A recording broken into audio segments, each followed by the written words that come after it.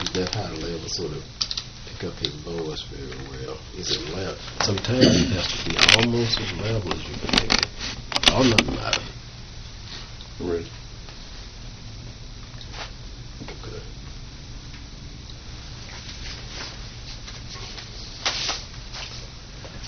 This is an interview with Mr. Johnny M. Palmer. He is the former Sergeant at Arms in the House of Representatives, and he is in his home in Jackson, Mississippi. And I'm interviewing him for the Robert Clark Era Oral History Project. My name is Emanuel J. Abston, and it is April 5th, and the time is 11:55 a.m. Good morning, Mr. Palmer. Good morning. You had your coffee and you energized for the day, Mr. Palmer? No, sir. I haven't had any yet. Oh, really? Breakfast or anything. Oh, okay. Well, you seem to be all energized to me. Yes. Sort of some background information is very basic here for the record. Were you born in Hans County? What county were you born in? I was born in Madison County. Okay, and several years ago?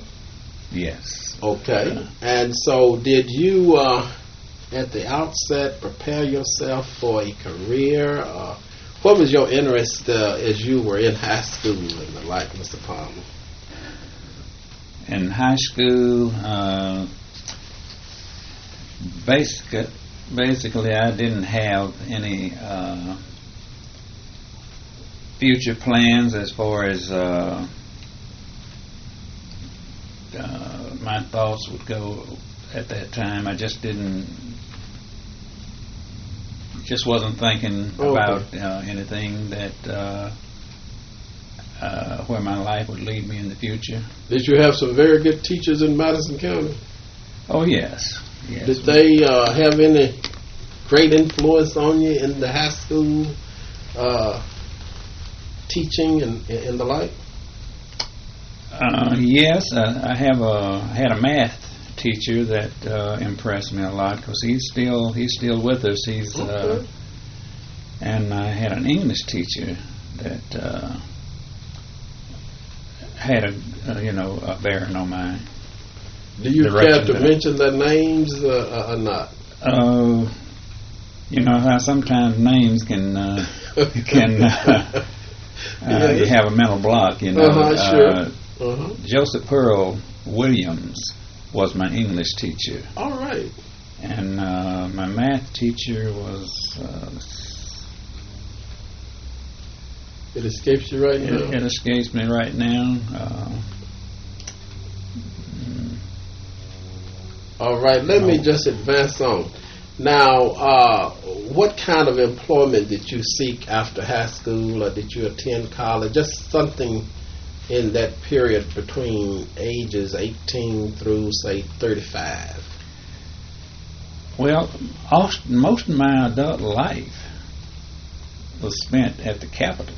Oh, See, really? I didn't just start down there in 1980. Actually, I started down there in 1959. Okay. So I was with the House of Representatives since 1959 up until I retired in 2003. Oh, okay. I'm trying to capture you as just being a sergeant at arms after 1980. So just sort of fill me in on what kind of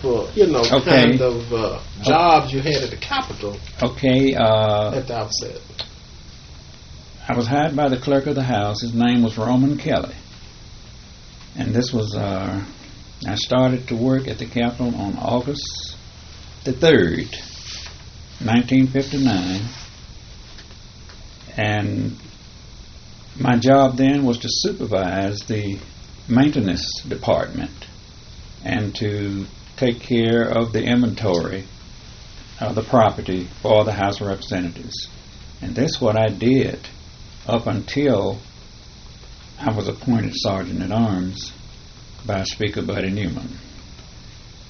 So hired and Okay. and I fired, and the people that were under me and that was working with me Yeah. in the house, as far as the maintenance department was concerned and the inventory department. So that's where I was. You was all over the place. In other Yes, words, all over the House of Representatives, the end of the west end of the Capitol. Okay. Yes, yes. The Senate, which is in the east end of the Capitol, Yeah. they had their separate Gallery. persons Yeah. to take care of Okay. their business. But I took care of the house's business as far as inventorying, as far as supervising maintenance, and things like that. Now, can you recall readily maybe 2 or 3 men that pretty much was an extension of what you were trying to do, who worked closely with you, just for the record here, who you were either recruited for employment or who was already there to help you do your job? Some 2 or 3 come to mind. Okay, that was working with me. Yes. Was Philip Robinson, Mm-hmm. because he's still with us, and George Willis. Mm-hmm. He's no longer with us, but he passed away. And Okay. William Hopper, and I just had a whole Sure. bunch. You had a of crew of maybe 6+ men. Oh yes, and I'd had to hire extra men when the legislature would come into session, and at that time we were meeting every 2 years. We were not meeting in 90-day sessions like we are now. We were When meeting. did that start? In other words, just sort of, do you remember? 1968. 68 is when they began to meet yearly and not every 2 years. Absolutely, yes. 1968. Okay, and so you were saying after 1959, your position was actually what?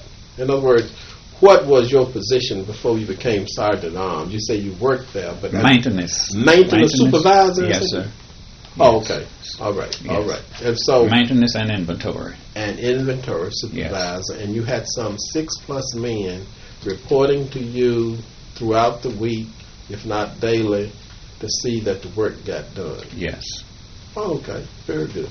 All right, now you say that your appointment was pretty much with the Speaker, Buddy Newman.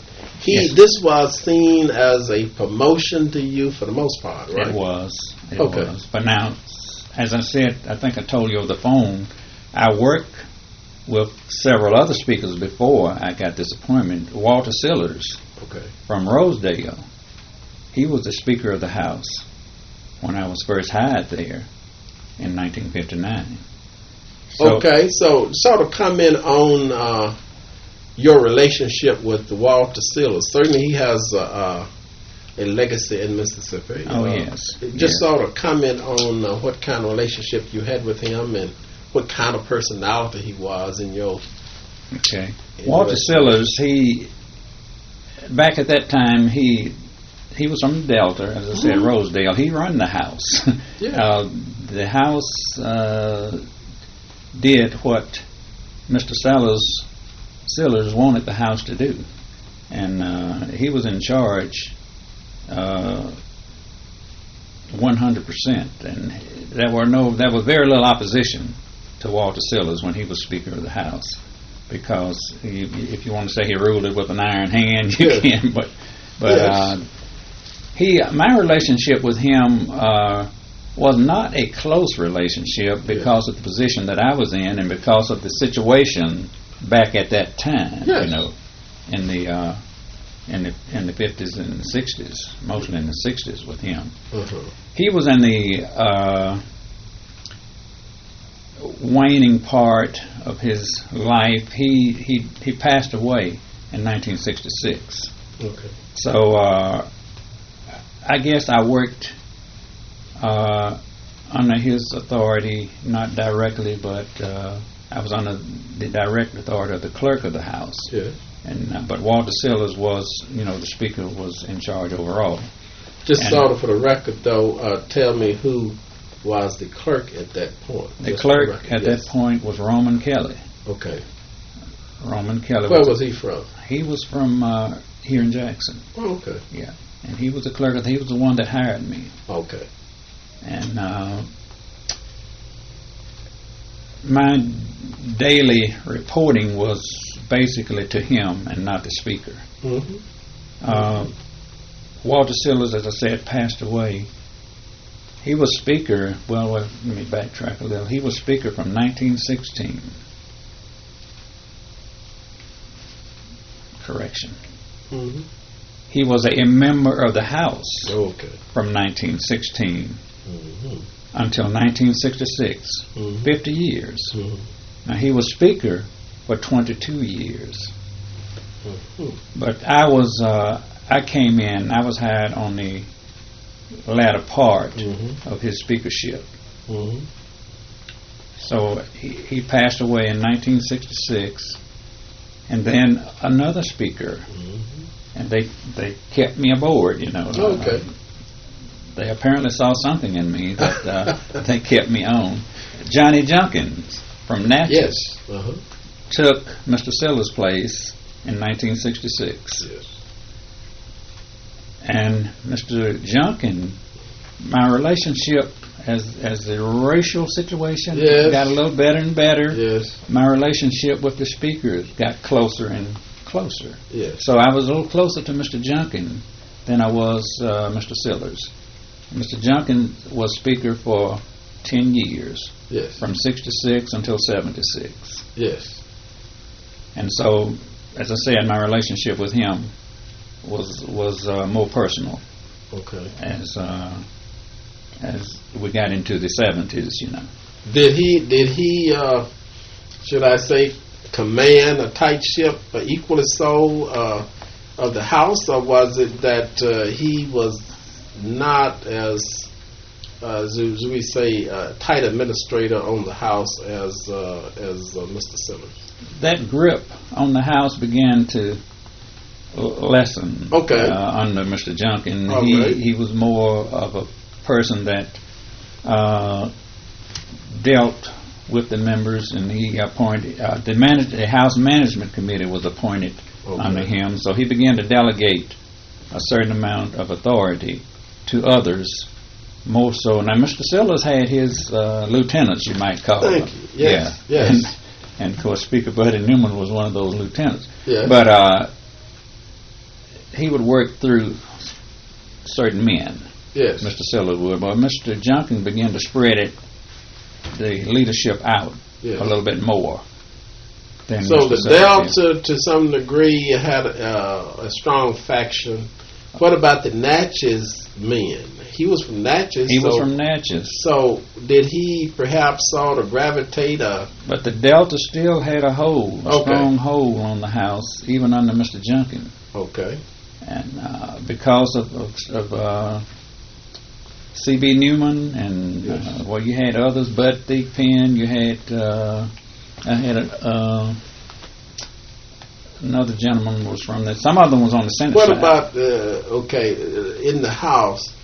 Let's see. You had let's say Sonny Montgomery. Is he wrong with that in that time frame? Sonny Montgomery, or is he much later? Now, see, Sonny Montgomery was in the Senate when he Okay. served in the Mississippi He legislature. was never in the He never was in the House. Oh, okay. He was in the Senate. He went from the Senate to Washington. So you're saying certainly you know about Ed Perry. Oh yes, Ed Okay. Perry. And anybody else come to mind in the House, say under Junkin, that maybe had some leadership? Oh yes, well Sonny Meredith, because he was from the Delta. He was from Okay. Greenville, Okay. so he had influence in the House. And Russell Fox, representatives. He was from Claiborne County. All right. He had a lot of influence in the House under Mr. Junkin. And Stone Bearfield from Hattiesburg. Okay. He had a lot of power and authority in the House under All right. Mr. Junkin. And it was several others, you know. So, all right. And so when his health began to decline, as we would say, in the 60s and the like, he had already maybe groomed Buddy Newman to take over, or was it a kind of situation of he had to maybe get the support within the house himself? Well, Buddy Newman had influence in the House itself. Okay. And the House elected him Speaker pro tem in 1975. Okay. And so he served while Mr. Junkin was ill as Speaker. But he had his influence already in the House. Buddy Newman did. And so he was, after Mr. Junkin passed away in 1976, Buddy Newman was appointed permanent Speaker of the House of Representatives. All right. So let me move on to maybe him being there on up until the 80s, as we would say. My question here is, when did blacks began to be employed, other than in capacity that you were in at the house, Mr. Palmer? Was it early 70s or was it in the 60s that blacks began to be recruited as professionals? You understand what I'm saying? Yes, okay. Yes. It was more or less in the mid 70s, 75, 76. It was mainly after Buddy Newman became Speaker that blacks began to have a greater role in the House of Representatives. But that was not a large number even at that time, just a small number. All right. Now, exactly, do you recall when you first met Robert Clark? Was it when he took his seat in 68? Or was it before? No, that was when I first met him. When he came to the House of Representatives, that was when I first met him in 1968. All right. So you were there when the press tried to make a big hoopla about him being seated and the like, and this was resolved by his attorney, who is Elderman, Mary White Elderman, was one of his attorneys who did some of the background to see that he be seated. Yeah, well, I know that when he ran against J.P. Love of Holmes County. Yes. And it was that was J.P. Love was a wealthy person, and so he had a lot of power and influence. Yes. But Robert Clark had the ground roots of people that was voting for him, and it was surprising to most people that he could beat Mr. Love's money and his wealth. Yes. But Robert Clark, no doubt, was working, behind the scenes. Yes. And he had the votes that to get him in to that position. So it was a surprise to most people, observers at that time, that Robert Clark was able to win over Representative Love with all of his power and influence. Yes, and he was incumbent, and maybe he had served at least 3 or 4 terms prior to that time. Yes, right. Right. All right. Now, did you have any what we might call personal experiences with Robert Clark when he first came, or even in that time frame of the first 20 years of him serving? What kind of comment would you like to make about that? Well, it goes back to the time that when he first came there, that, of course, me and my crew, we had to deal with the House of the physical work of the chamber itself, And of course, Robert Clark, everybody else chose their seats in the chamber. We had 140 members in the chamber at that time, not the 122 that we have now. So he had to deal with 139 other members, and none of them wanted him as a desk mate at that time. So his seat that he finally was able to get was right at the front, the same seat that he held until he retired, right at the front door. It was almost, in a sense, pushing him out, you know. But he had the last seat, if not the very front seat, that everybody had come by, and maybe he caught all of the noise coming in or noise going out and everything else. But it was not a good seat, in other words. Well, he chose to keep that seat, I think, because of the fact that was his seat, you know. Yes. And he chose to keep that right up until he retired. So he was on the front row.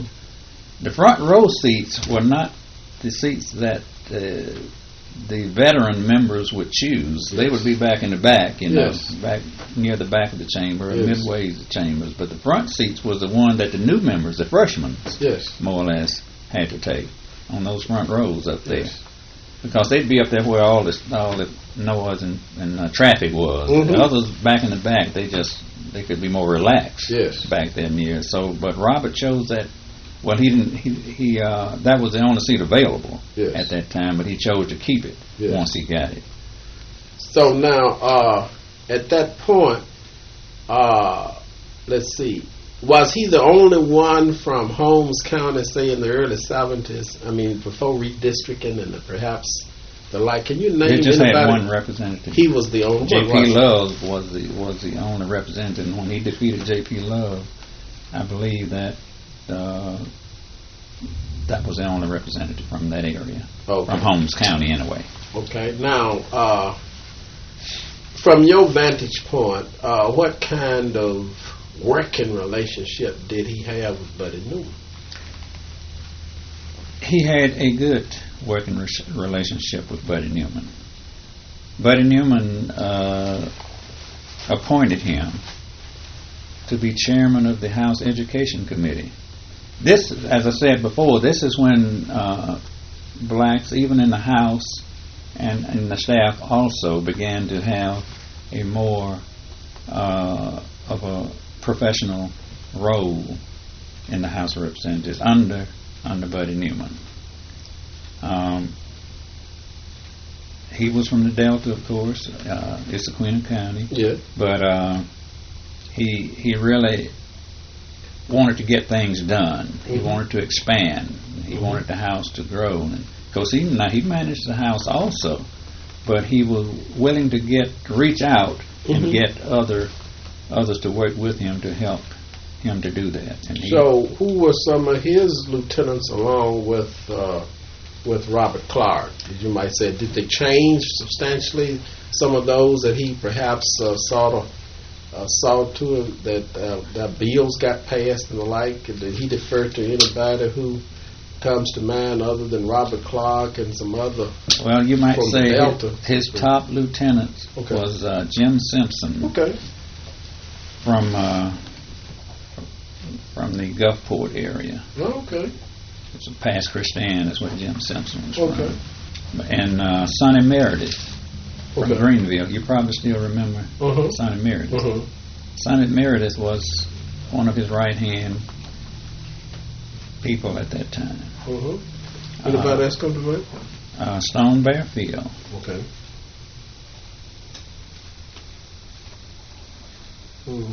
And what about as far in the northeast, like Tupelo and some of those areas that we call in the northeast?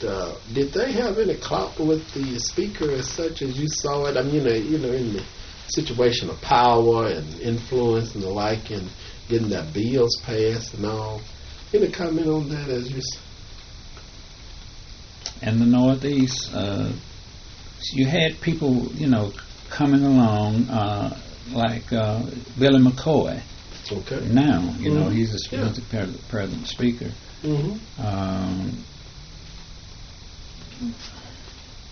What about Carl? Well, of course, that's the Senate. Carl Gordon, Jack Gordon. Jack Gordon, yes. Well, he was in the House before he went to the Senate. Oh, he was? Okay. Yes. So he. You remember when he first came? Oh, yes. Oh, you did? Yes, I was there when they all came. Oh, okay. Most of them. Yes. But yeah, Jack Gordon, he was in the House before we went to the Senate, and it was, as I said, most of the power though was in this, in the Delta area. Charlie Capps was was one of Buddy Newman's right hand men, right up until the last, because he was chairman of appropriations. Because Ed Perry became chairman of appropriations also. Now, would you consider, sort of, not saying stretching it some, but would you consider these to be the initial progressive whites in the House, or not, Mr. Pablo? Well, I would, but it was all under Buddy Newman's leadership. He was the last word. Now, as far as Robert Clark was concerned, he had a lot of influence with Speaker Newman.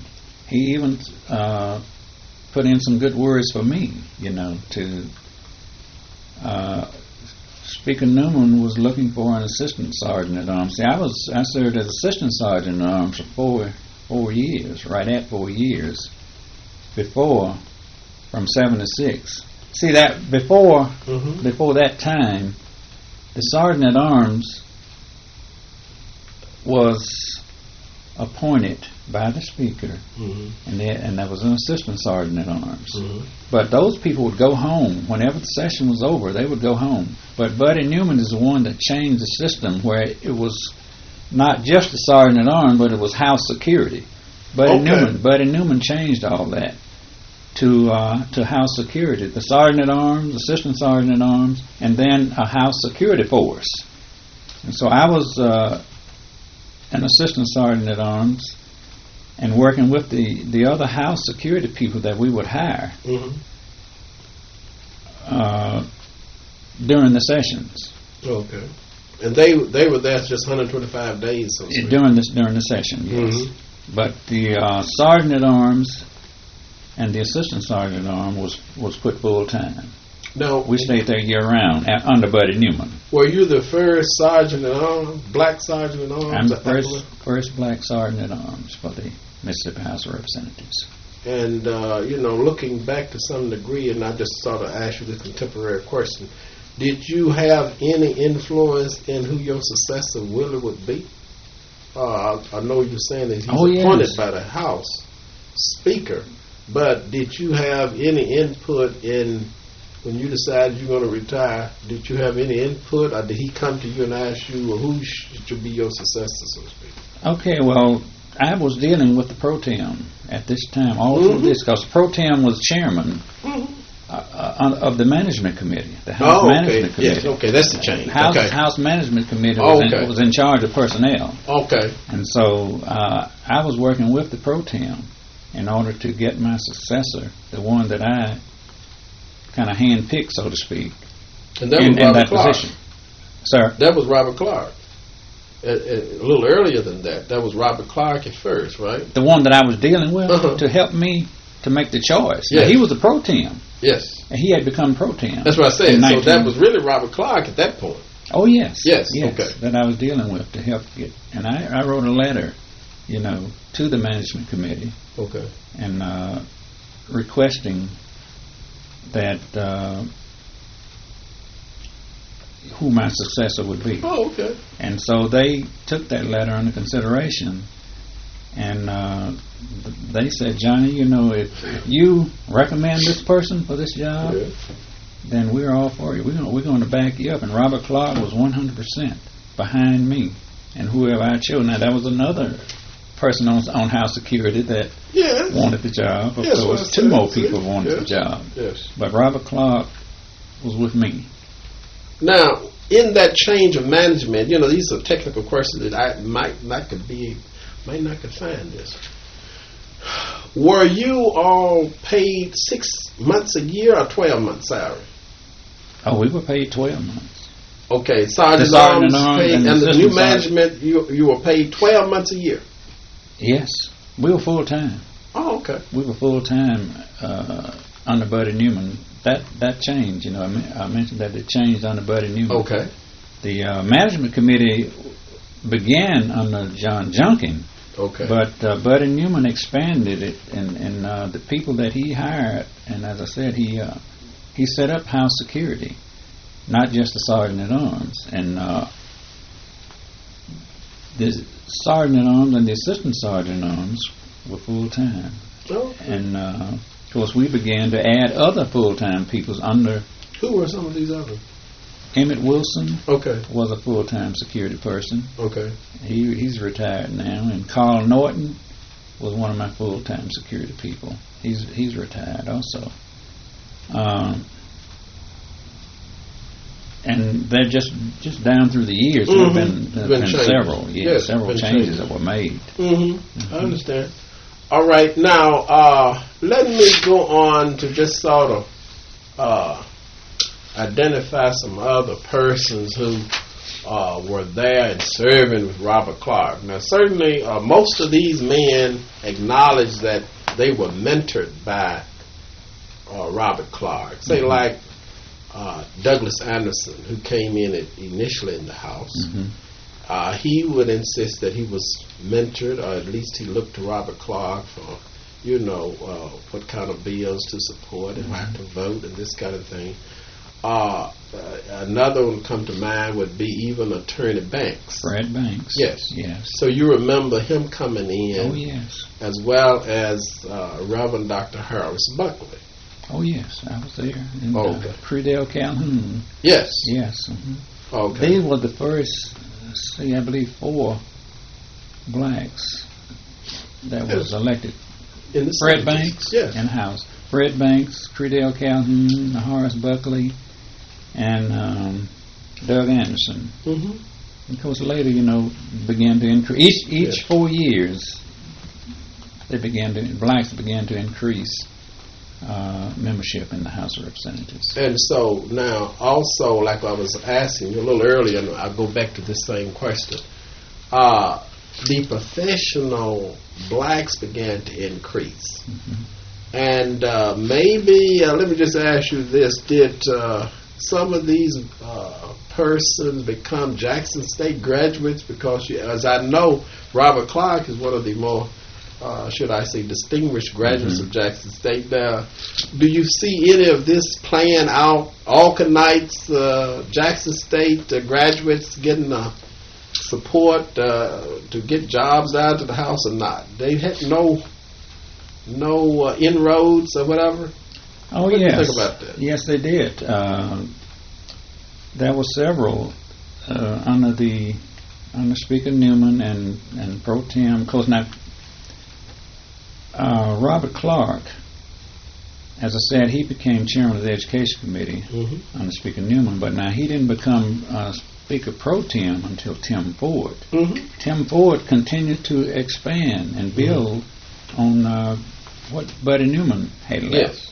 Because Buddy Newman served for 12 years in the House, and Tim Ford came on in 1988. Yes.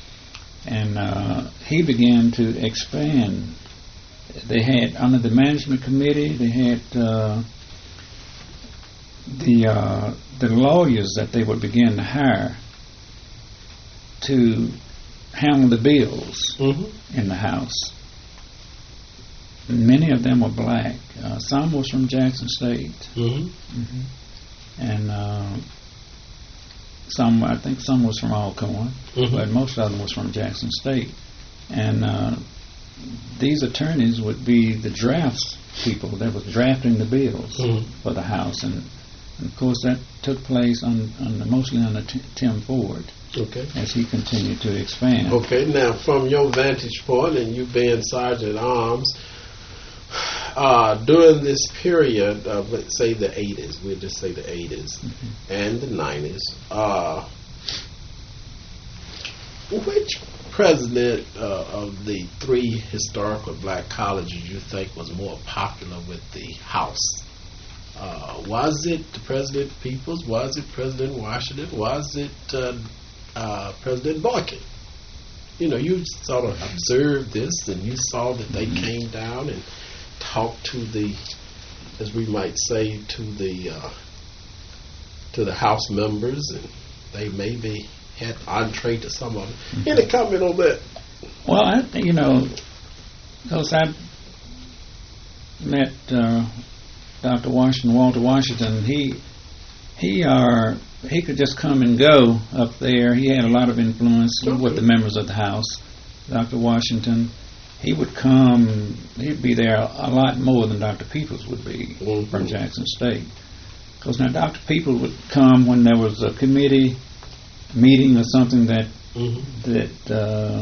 requested, his presence being there to talk about something about that was affecting Jackson State. Dr. Peoples would be there, but Walter Washington was there. He was just a working person. He was just there. He was seen around the House. Yes, and he was maybe a little more diplomatic, you think, than I would think so. Yes, in getting his message to the legislators. Now, Mississippi Valley. Yes. You mentioned what, Dr. Boykin? Yes. Yes. It wasn't there a whole lot, you know. He. You remember Dr. White also then, don't you? Dr. White. Dr. White before Boykin. He was the one who started Valley. You were in the House at that point. You remember his first name? James. Is it James White? Dr. James White, the first president of. I don't know that. Valley. Who started it? I think that's right. First name sort of escapes me. I don't remember. I don't. But you do remember Dr. Boykin? Oh, yes. That's what I'm saying. Yes. But they would mostly come, when they had something that affected their college, and they would meet in a committee with the members. Okay. But as I said, he and Dr. People would be there on those occasions, but Dr. Washington was the most visible around the Capitol. Okay, let me just interject one other person. You saw the first black female come to the House also in the name of Alice Griffin Clark. Alice Griffin Clark, yes. And so here again, perhaps there were a few white ladies even before that at that same time. Did you know these people by name for the most part, or you just sort of observed them coming and going? Both the Representative Clark as well as some of the white females who became legislators. Yes, well, Alice Clark and ladies like Mayor Ann Stevens. Yes. They would work together. They had good relationship in the House, and of course there was several other names that just doesn't come to me right now.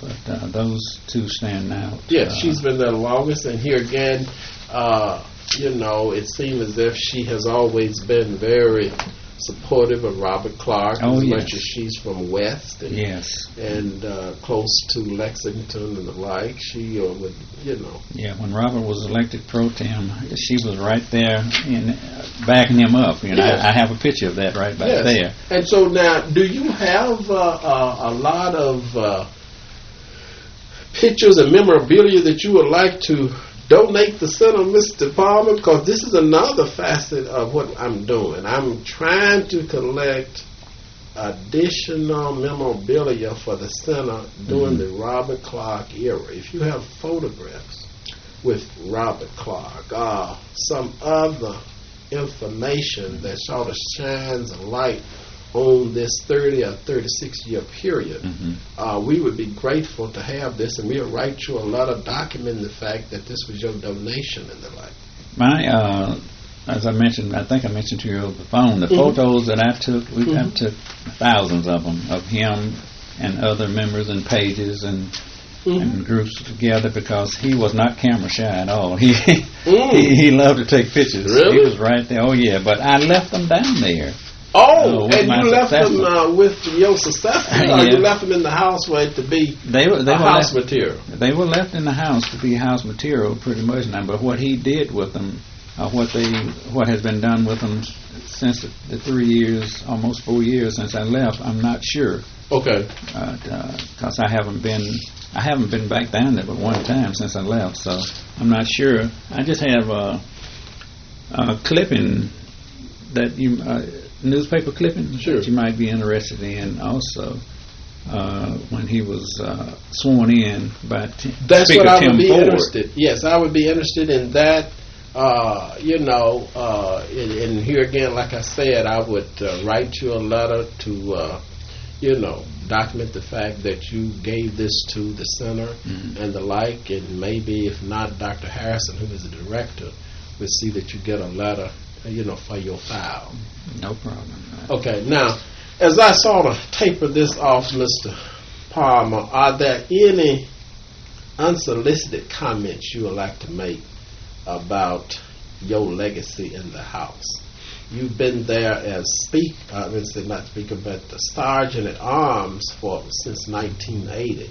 Now, are there any comments you'd like to voluntarily make for the record? Anything about Robert Clark that you would like to share? Did you ever go in those fox hunts that he had some of those House members all keyed up to go on every year? Just anything that might sort of... I did not go on any of the fox hunts with them because I was well aware when they were taking place. Yes. And I would help, prepare whatever I could for the members that were going on those fox hunts at the time.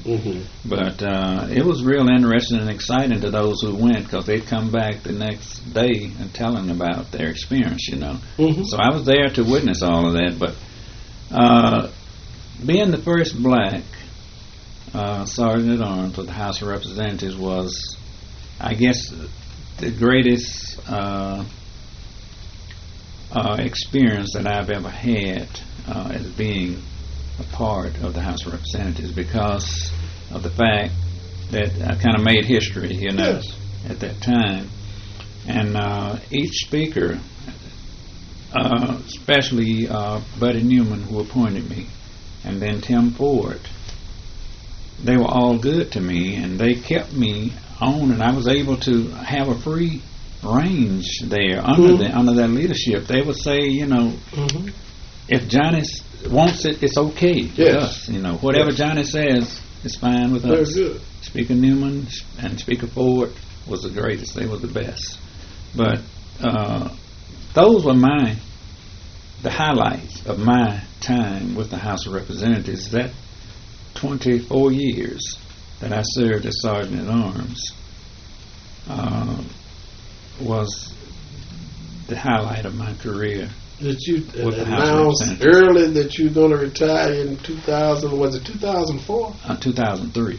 2003, and you were able to seek your own replacement, you said? Oh, yes, and there were those who hated to see me go, and they wanted me to stay.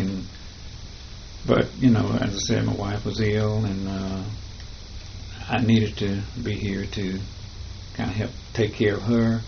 And, of course, I had served up there for 44 years, so I had way over the time in that I needed to retire, so I decided to go ahead and do it. But, I think about it a lot. I dream about those people. When you've been at a place that long, those memories. Yes. And I miss them in so many ways, Yes. And but I know that there comes a time, when we have to depart and leave the position to someone else. And I had a young man that worked with me in security that I hired there. And he is doing a great job, and he's still there. And what's his name? The one that's there now. Yeah, that mental block. Oh, okay, sure, okay. He's in the blue book, as we say. I may not can conjure up his name either this Yes. morning, but I have met him. Oh yeah, okay. Yes. Okay, he's from McGee, and he was such a dedicated young man. He's a graduate of Jackson State, and he was dedicated. He'd make that 50 miles there and back each day, and he'd get there before my other security people that was living right here in Jackson would get there. So he was dedicated to the job and to the members, and he worked faithfully with me, and so that's why I recommended him to succeed me.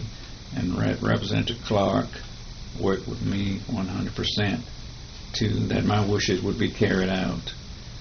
And Robert Clark was just he was a statesman. He was just. You've seen his sons grow up. They was his shadow. Yes. They were there. When anything that happened to Robert Clark, any let's say commendations or any whatever achievement that he made, those boys are right there backing him up, as you'll see on that picture that I have back there. But he loved the legislature, he loved the House of Representatives, and he loved the people of his district, because they kept sending him back time after time after time without opposition. Yes. So he's just a dedicated servant. Yes. Of the House, and I love him and appreciate him very much. And of course, he married his wife Joanne during the time he was there. Yeah. So he's just a dedicated. Have you been to some of the dedications? Were you there when they dedicated the building for him on Lamar Street? No, I didn't make it to that. I sure didn't, but I knew about it.